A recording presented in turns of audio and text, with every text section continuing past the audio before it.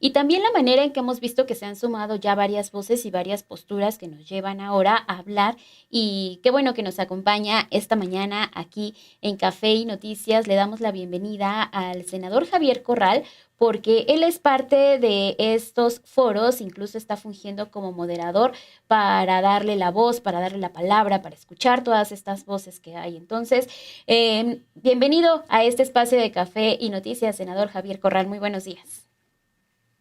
Muy buenos días, me da muchísimo gusto estar contigo, Perla, y por supuesto con Dani, con Daniela, para conversar sobre este importante tema.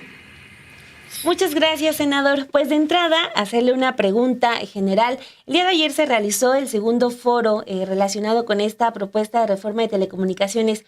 ¿Cómo va el diálogo? ¿Cómo siente usted que se están ya vertiendo todas las opiniones sobre esta reforma que pues hasta hace algunos años se estaba planteando una propuesta de reforma, la que vino de Enrique Peña Nieto, se viene abajo y ahora viene este nuevo intento de reformar este sector de las telecomunicaciones? ¿Cómo ve el avance de los foros, senador?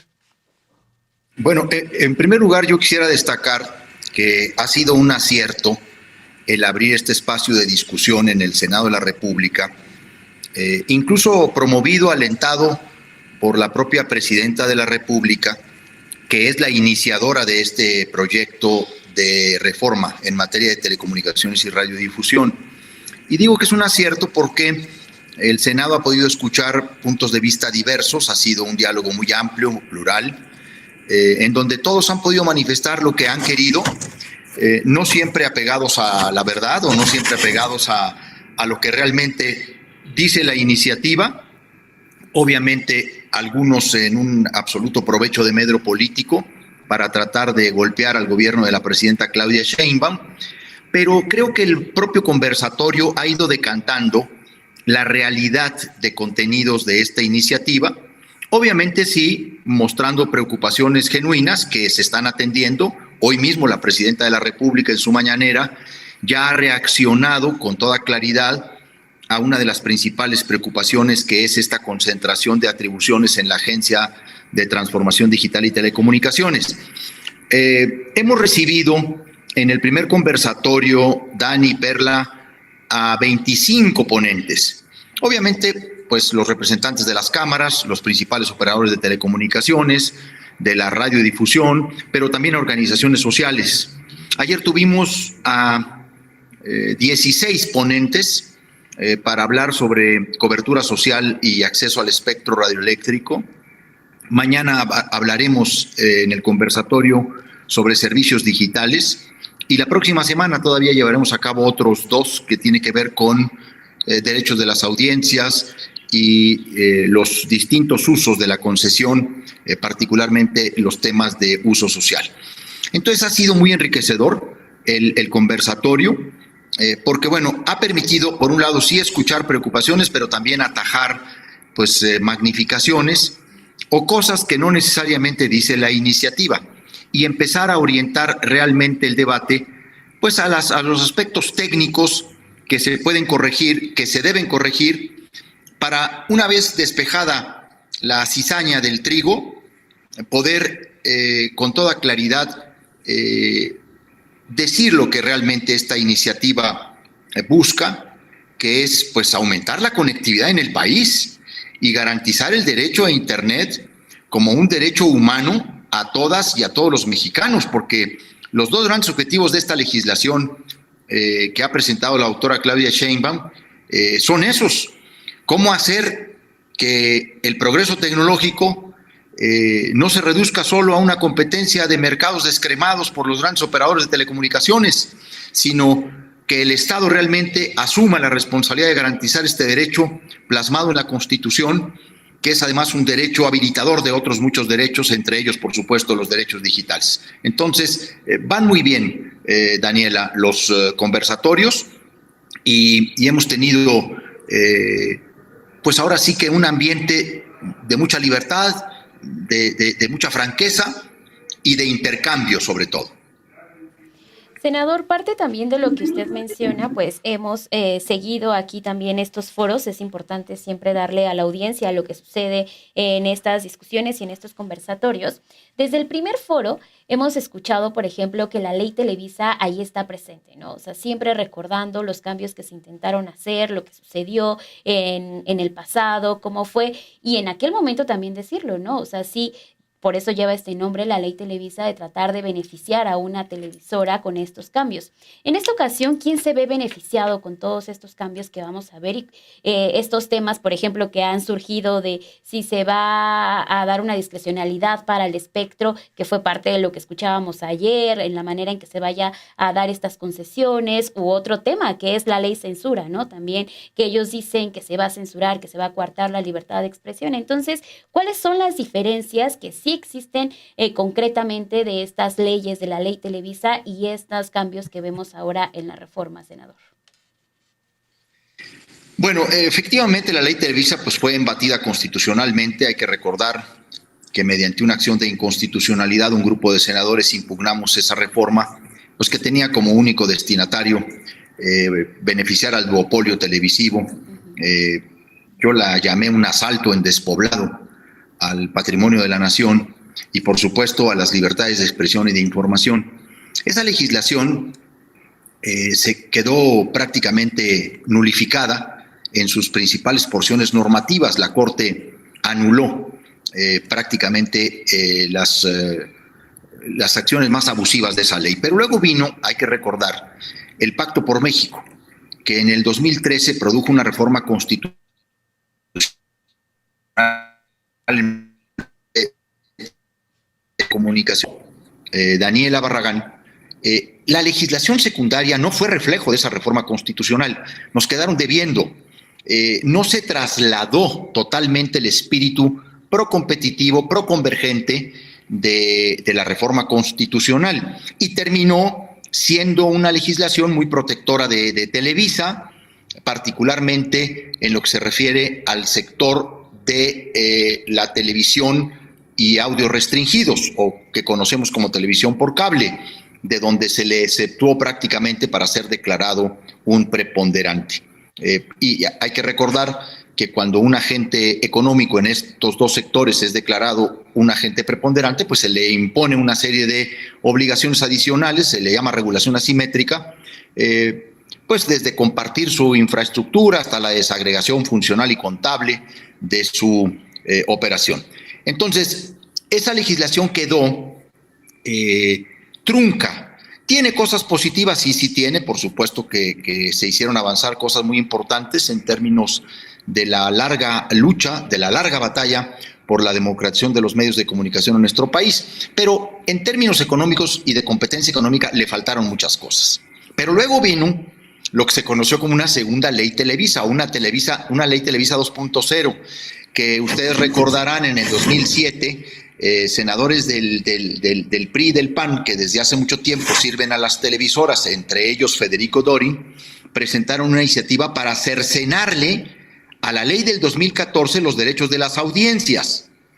Y esto es muy importante decirlo porque pues era uno de los capítulos más importantes de esa legislación, asegurarle al sujeto esencial de la democracia, al destinatario final de la comunicación, derechos frente a los medios electrónicos concesionados, y le cercenaron todo eso.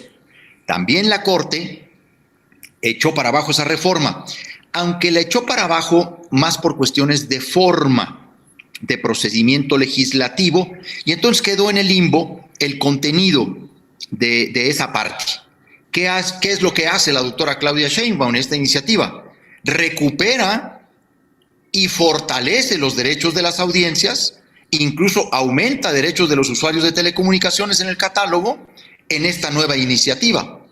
Y ese es uno, por cierto, de los foros que vendrá a discusión.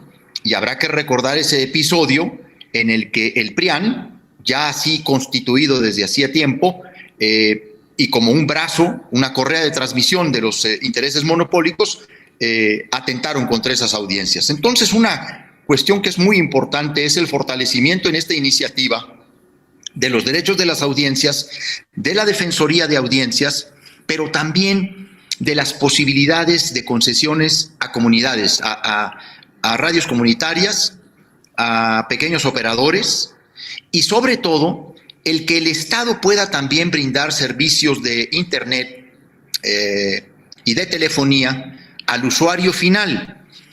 Obviamente esto ha generado mucha polémica de que si el Estado lo va a hacer en una autoasignación directa. La propia doctora Claudia Sheinbaum hoy en la mañana ya ha retomado algunas de las cosas que se han vertido en los conversatorios y ha dicho que será en igualdad de condiciones con los operadores privados.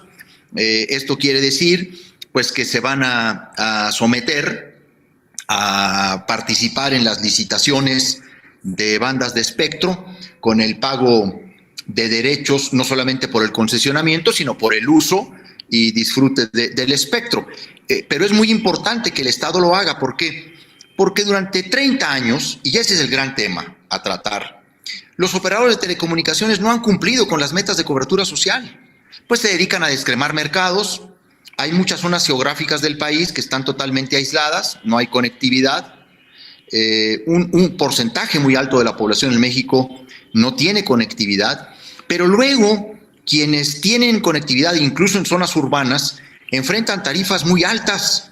Entonces no solamente se trata de que el Estado garantice en zonas marginadas, sino también ahí donde las tarifas son inaccesibles para los ciudadanos, que el Estado pueda brindar esos servicios con tarifas mínimas o simbólicas. Ahora, esto le llaman ellos competencia desleal. Pues es un viejo concepto que tienen algunos de los concesionarios de la radio y la televisión y las telecomunicaciones en México, que piensan que el espectro es de ellos, que ya cuando se les da la concesión, ellos ya son los dueños del espectro. Es una especie, Dan y Perla, de neozapatismo electrónico, que el espectro es de quien lo trabaja.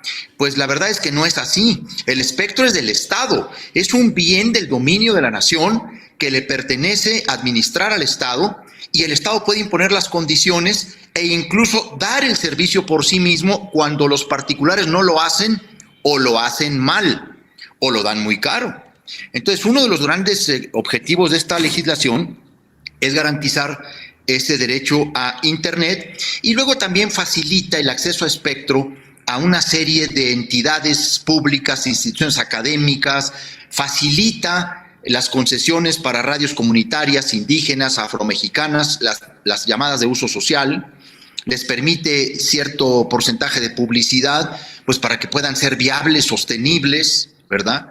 Y luego hay un tema que no sé si ustedes lo han registrado, pero se ha estado presentando en el conversatorio, en donde se han quejado del costo del espectro. Bueno, efectivamente en México el costo del espectro se ha ido elevando en temas de derechos, pero ahora por primera vez esta iniciativa les pone ahora sí que les hace un lance muy interesante. ¿Por qué?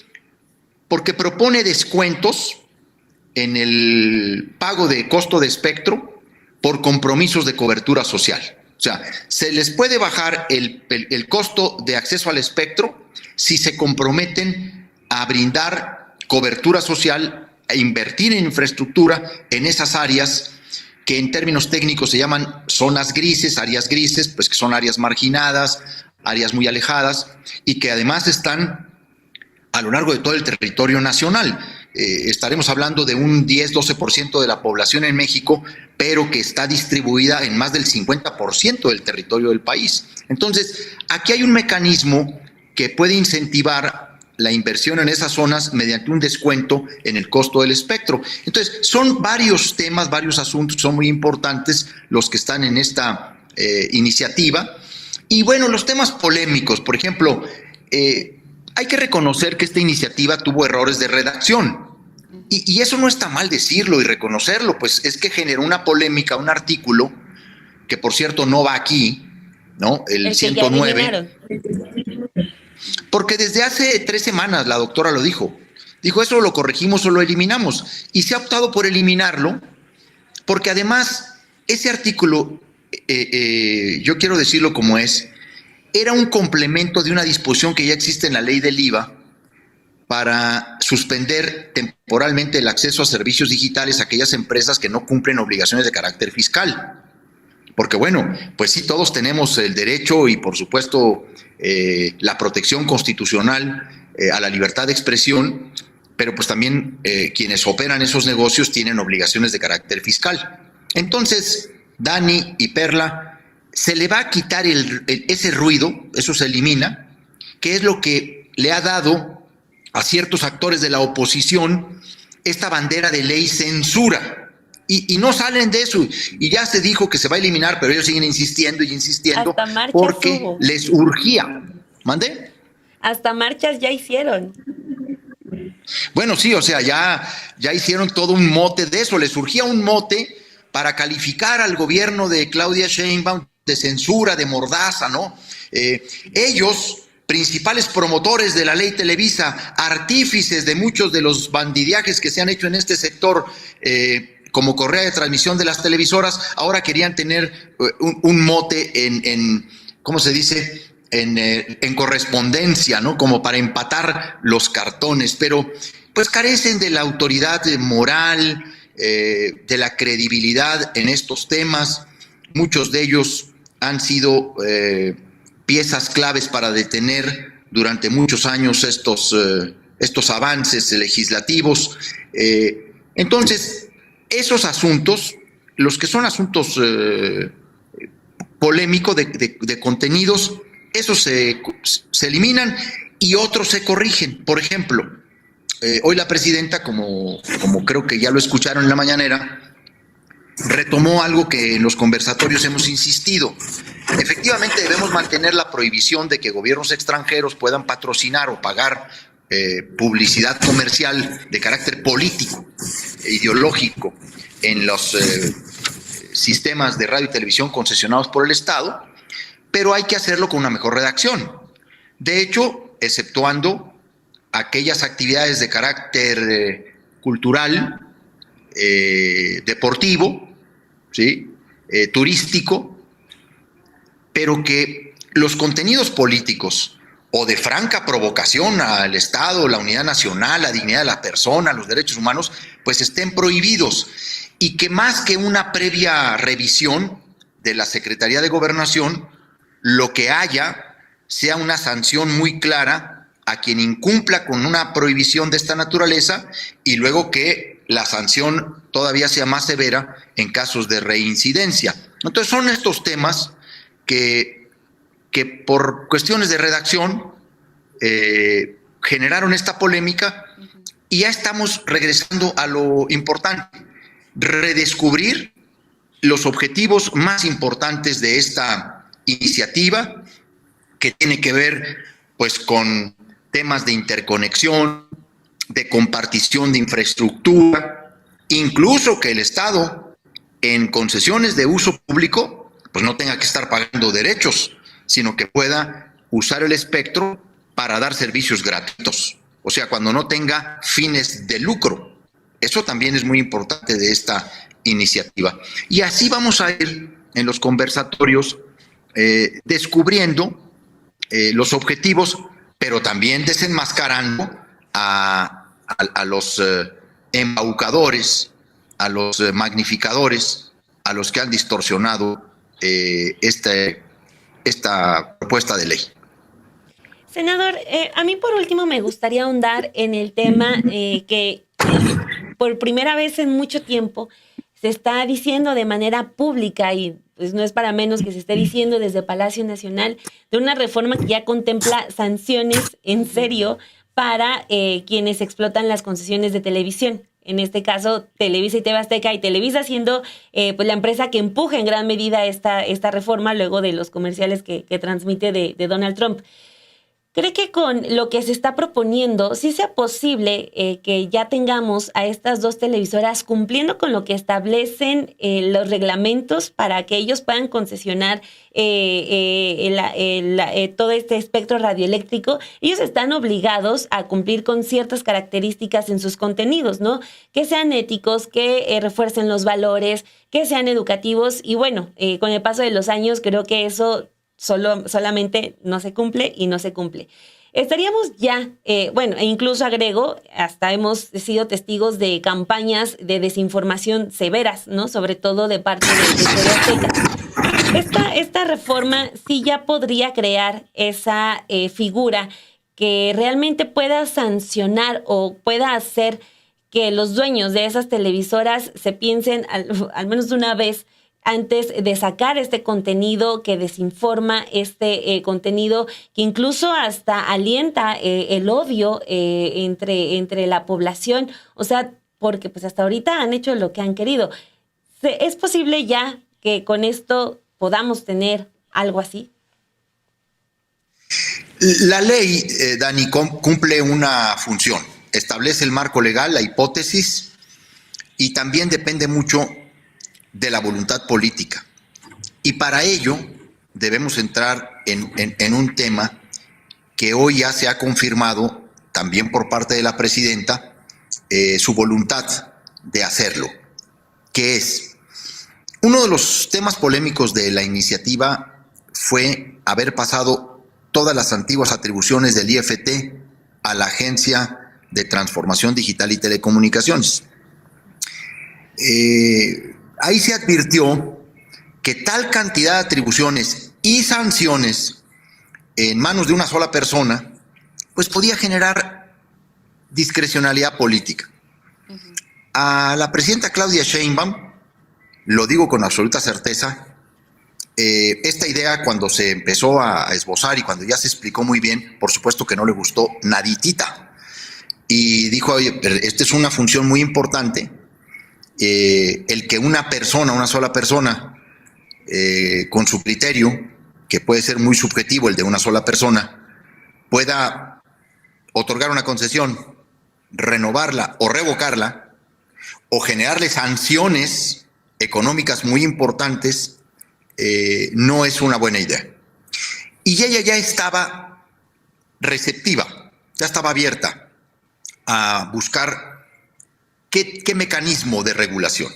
Y entonces, en los foros, en los conversatorios, se empezó a configurar y a construir una alternativa de crear un órgano desconcentrado, colegiado, compuesto por 5 comisionados, para ver todo el tema regulatorio.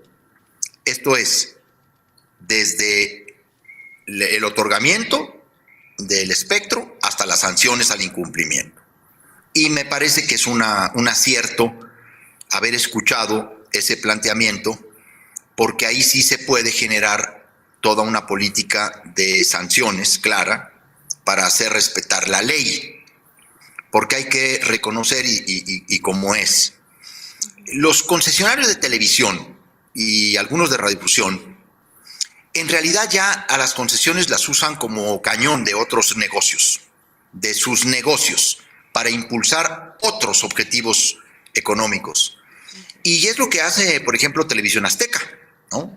Tiene como cañón Azteca y también Televisa, pero es que ya están en otros negocios. Y entonces empiezan a provocar al Estado, bueno, incluso a no pagar impuestos, ¿no? Teniendo la concesión de televisión en cadena nacional, y desde ahí se atrincheran. Yo creo que ya es hora, y la ley da esa oportunidad y dará esa posibilidad de empezar a imponer sanciones a quienes incumplen las condiciones de su título de concesión. Y por ello es muy bueno la creación de este órgano desconcentrado que regulará la materia de telecomunicaciones, y toda la parte de competencia se lo pasará a la agencia antimonopólica, que es la que habrá de declarar al preponderante, que es la que habrá de imponer la regulación asimétrica, que son condiciones especiales a quienes ejercen un poder sustancial en cualquiera de estos mercados. Entonces, sí va a dar la ley el marco para ser sancionados quienes incumplan el objeto de su concesión, las normas de la legislación que los obliga, pero también muy importante, la voluntad política, porque podemos tener la mejor ley y el mejor diseño, pero si luego no hay voluntad política para entrarle a estos excesos y estos abusos, pues la ley termina trunca, termina en una ineficacia total. Pues bueno, senador Corral, muchísimas gracias por habernos tomado estos minutos de entrevista. Ya sabe que los micrófonos quedan abiertos porque muy probablemente vamos a seguir hablando de este tema en los siguientes días. Muchísimas gracias. Al contrario, Perla, Dani, un placer, un gusto platicar con ustedes. Nos vamos a estar viendo porque faltan los conversatorios, pero luego la reserva al dictamen. Es que recuerden que estamos construyendo una reserva para modificar un dictamen que ya fue aprobado en comisiones, y ese trabajo ya de redacción y de corrección, pues será también muy importante darlo a conocer. Muchas gracias. Hasta luego, muchísimas gracias, senador. Bueno, pues ahí estuvo la explicación de alguien que pues sí ha venido con todo este proceso. Sí, el gran reto, ¿no? Esta última respuesta que nos daba, cómo están utilizando estas concesiones justo para que sea el ancla, ¿no? Un brincolín, siento yo, para hacer otros negocios y fortalecer pues varios negocios que tienen estos empresarios y concesionarios.